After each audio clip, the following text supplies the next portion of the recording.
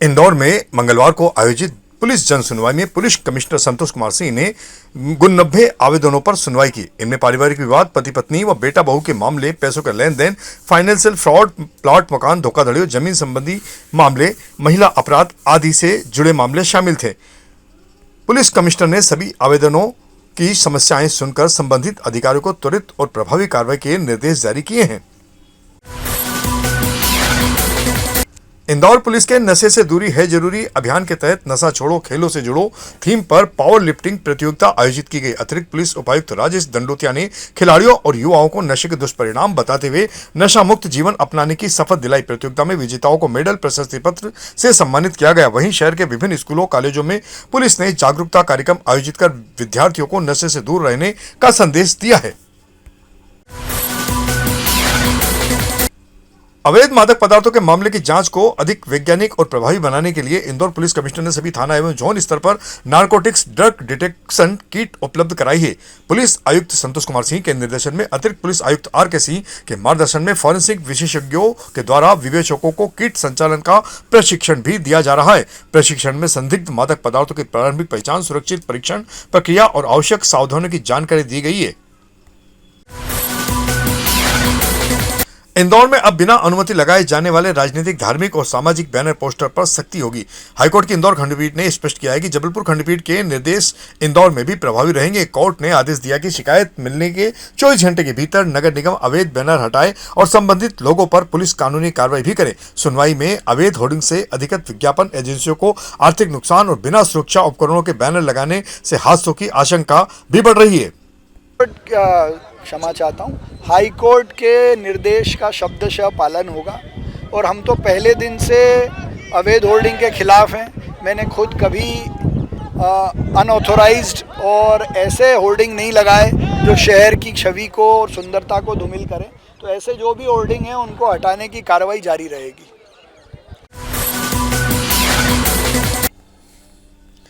इंदौर में एक पेड़ मां के नाम अभियान के तहत हरियाली बढ़ाने की दिशा में एक बड़ा कदम उठाया गया है।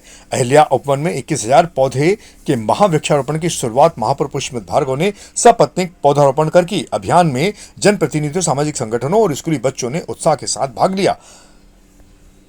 फलदार और छायादार पौधे इस दौरान लगाए जा रहे हैं, जिसे भविष्य में डेस्क फॉरेस्ट और फल वाटिका के रूप में विकसित किया जाएगा। नगर निगम ने इस वर्ष 21 लाख पौधे लगाने का लक्ष्य तय किया है, जबकि पौधों की देखरेख और सुरक्षा 3 वर्ष तक अधिकृत एजेंसी के द्वारा की जाएगी। देखिए, पेड़ लगाना आसान है, पेड़ को बचाए रखना बहुत कठिन है। और इंदौर शहर में जो संकल्प हमने लिया था कि जहाँ भी पेड़ कटेगा उसकी क्षतिपूर्ति के रूप में 10, 20, 25, 50 पौधे ज़रूर लगाएंगे। तो शहर में निर्माण के लिए, विकास के लिए जो पेड़ काटे गए उनकी क्षतिपूर्ति करने के लिए यहाँ हमारे अहिल्या सरोवर के पास का जो उद्यान है, यहाँ हमने 21,000 पौधे लगाने का संकल्प लिया है, जिसकी शुरुआत आज हमने की है। इसमें सारे वृक्ष फलदार होंगे और एक एजेंसी को भी अपॉइंट किया है जो 3 साल तक इनकी देखरेख करेगी, इनका ध्यान रखेगी और ये सुंदर वाटिका एक रमणीय स्थल के रूप में, डेंस फ्रूट फॉरेस्ट के रूप में डेवलप होगी। तो एक पेड़ माँ के नाम का जो हमारा अभियान है वो और सार्थक होगा। ये अभी पौधे लगाना चाहिए और जितने ज़्यादा पौधे होंगे उतनी ज़्यादा हमारी पर्यावरण की रक्षा होगी और ग्लोबल वार्मिंग भी बहुत कम हो जाएगी और ऑक्सीजन का लेवल भी बहुत बढ़ जाएगा। और जैसा कि अभी हमारे महापौर जी ने बताया था कि एक सिटी में 14% तक ग्रीनरी होनी चाहिए और इंदौर में अभी 9.5 ही है। सो मैं चाहूँगी कि 14 नहीं, 15, 16, 17 सबसे ज़्यादा हो और मैं कोशिश करूँगी मेरे पूरे दिल से कि हमारे पूरे पर्यावरण की रक्षा हो और हमारी ग्लोबल वार्मिंग कम हो। इंदौर की पालदा बारदान मंडी में जनभागीदारी मॉडल के तहत विकास कार्यों की शुरुआत हो गई है। महापौर पुष्पमित भार्गव और विधायक मधु वर्मा ने सड़क, ड्रेनेज और वाटर लाइन निर्माण का भूमि पूजन किया। करीब 11 एकड़ में फैली इस मंडी में 150 से अधिक गोदाम और व्यापारिक प्रतिष्ठान संचालित है। वर्षों से जर्जर सड़क, जल भराव और पेयजल की समस्या से व्यापारी काफी परेशान थे। अब नगर निगम और व्यापारियों के संयुक्त सहयोग से इन कार्यों से मंडी की मूलभूत सुविधाएं बेहतर होगी।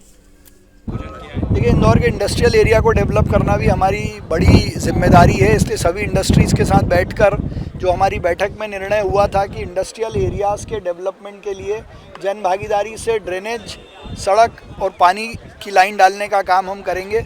उसमें ट्रांसपोर्ट नगर लसूड़िया के बाद आज बारदान मर्चेंट एसोसिएशन की भी 1200 मीटर की रोड और पूरे क्षेत्र में ड्रेनेज लाइन डालने का काम हमने शुरू किया है।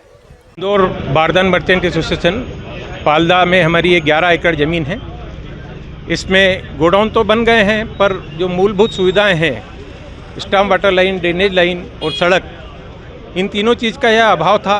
संस्था पिछले 4 साल से प्रयत्नशील थी। आखिर हमने जन भागीदारी से यहाँ सड़क निर्माण करने का प्रयत्न किया। माननीय महापौर श्री पुष्पजीत जी भार्गव, विधायक माननीय मधु जी वर्मा का इस कार्यक्रम में हमें अनन्य सहयोग मिला। यहाँ बारदान मंडी में हमारे जितने भी प्लाट होल्डर हैं, उन्होंने हमारे एक आह्वान पर हमें सहयोग राशि प्रदान की। देश का सबसे स्वच्छ शहर इंदौर 30 जुलाई को स्वच्छता के क्षेत्र में नया विश्व रिकॉर्ड बनाने जा रहा है। सफाई अपनाओ बीमारी भगाओ अभियान के तहत एक ही दिन में 5 लाख सेलिब्रेशन सेल्फी लेने का लक्ष्य रखा गया है। नगर निगम ने सभी 85 वार्डों में विशेष तैयारियां शुरू की है। अभियान में सफाई मित्रों, स्कूल कॉलेजों, सामाजिक संस्थाओं, व्यापारी संगठनों और रहवासी संघों की भागीदारी रहेगी। इंदौर सफाई में 8 बार प्रथम रह चुका है। 9वीं बार की तैयारी में 30 तारीख को जो डोर टू डोर गाड़ी हमारी घर घर जाती है और हमारी माता बहनें जो कचरा डालती है डस्टबिन से, तो डस्टबिन के साथ में 5 लाख सेल्फी का हमने लक्ष्य रखा है। एक ही दिन में 30 तारीख को सुबह से शाम तक हम 5 लाख सेल्फी लेंगे और वर्ल्ड बुक ऑफ रिकॉर्ड में ये रिकॉर्ड बनेगा। और पूरे भारत में ये काम कहीं भी नहीं हुआ है, सिर्फ इंदौर में हुआ। इंदौर नगर निगम की मंगलवार को आयोजित जन सुनवाई में नामांतरण से जुड़े मामलों की सबसे अधिक गूंज सुनाई दी। हालिया नामांतरण घोटाले के बाद बड़ी संख्या में नागरिक पुराने संपत्ति रिकॉर्ड में कथित गड़बड़ियों की शिकायत लेकर निगम मुख्यालय पहुंच रहे हैं। इसके अलावा पानी, सड़क, सफाई, सीवरेज, अतिक्रमण और राजस्व संबंधी आवेदन भी अधिकारियों के समक्ष प्रस्तुत किए गए। निगम आयुक्त क्षितिज सिंघल ने सभी शिकायतें सुनने के बाद संबंधित अधिकारियों को जांच और नियमानुसार कार्रवाई के निर्देश दिए हैं। ये जनसुनवाई में कुछ अवैध निर्माण की शिकायतें, कुछ पेयजल के संबंध में कुछ मांग और कुछ जो हमारे नामांतरण के खाते हैं या जो पूर्व में जो नामांतरण आदेश हुए हैं कुछ सालों पहले, उनके शिकायतें वगैरह आई थी। तो सभी कंसर्न संबंधित विभागों को, अधिकारियों को निर्देश, आवेदन भी दिए जाएंगे और उनको निर्देश भी दिए कि वो उसमें आवश्यक कार्रवाई करें। इंदौर की वरिष्ठ स्त्री एवं प्रसूति रोग विशेषज्ञ डॉक्टर सुमित्रा यादव को मातृ एवं शिशु स्वास्थ्य सेवाओं में उत्कृष्ट योगदान के लिए यूनिसेफ और केंद्रीय स्वास्थ्य मंत्रालय के सहयोग से आयोजित समारोह में FOGSI यूनिसेफ संपूर्ण चैंपियन अवार्ड से सम्मानित किया गया।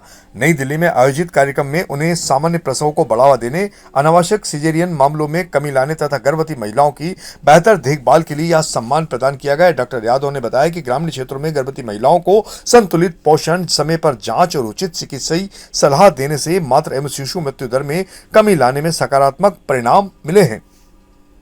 ये हमारे यहाँ जो हमारा ऑर्गेनाइजेशन है फॉक्सी, जो federation of obstetrics and gynaecologist of India का है, सोसाइटी ऑफ इंडिया, इसके हम लोग 49,000 गायनिक्स हैं। उनका भी हम लोग यानी वो भी खुद काफ़ी सारे ऐसे काम करते हैं जिसमें महिलाओं का बेहतरी हो। तो फॉक्सी ने यूनिसेफ के साथ मिल के महिलाओं की बेहतरी के लिए बहुत सारे प्रोजेक्ट किए। उनमें से 7 प्रोजेक्ट्स में मैं हूँ और उसमें हम ये देखना चाहते हैं कि माँ जब गर्भावस्था में आती है तो वो स्वस्थ होके आए ताकि बच्चा स्वस्थ हो। जैसा कि अभी आपने देखा एक माँ है जिसके बच्चे का सिर ही नहीं बना। ये इसलिए होता है कि उनका खान पान सही नहीं रहता है गर्भावस्था से पहले। तो हम ये ऐसी चीज़ें रोकना चाहते हैं क्योंकि तो पूरी तरह से हम ऐसे बच्चे नहीं पैदा होने दे सकते हैं। साइंस इतनी एडवांस हो गई।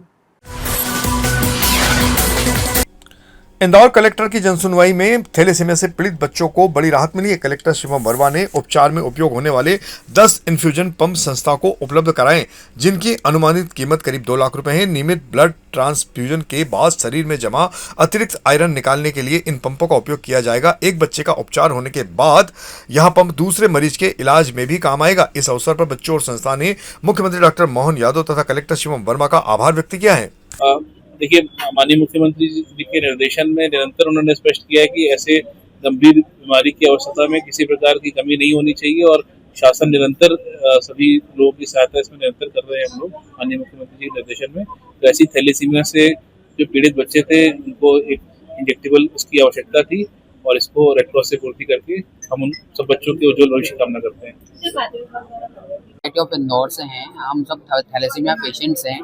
हमें एक इन्फ्यूजन पंप की रिक्वायरमेंट थी, जो हमारी शरीर में ब्लड चढ़ाते समय आयरन बढ़ जाता है।